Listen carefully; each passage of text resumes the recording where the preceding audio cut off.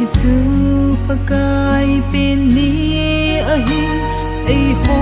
song Bethlehem mo chi hitin ki pa thano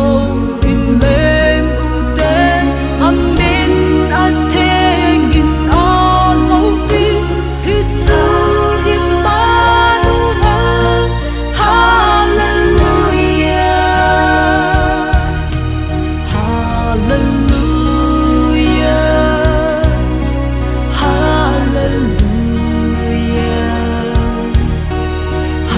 hallelujah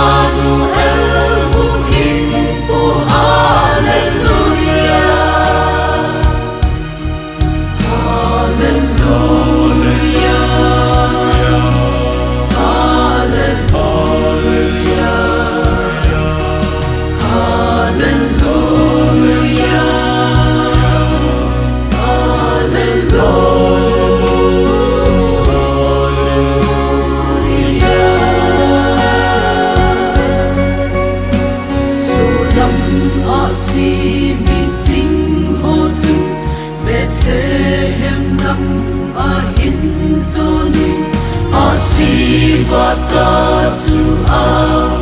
in zuyun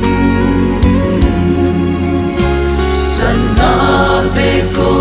le mar zoi sin Nau sen tu ti bay a bo hui Aga lim ti u ve Hallelujah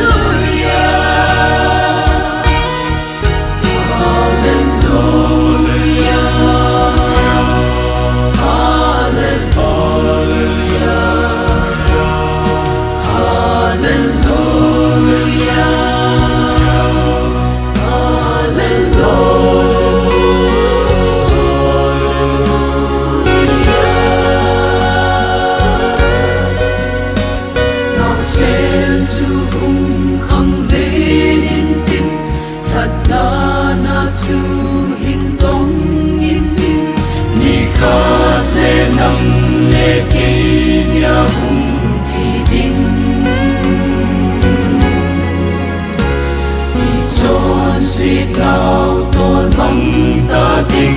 đi chi cross lui to gay cross lui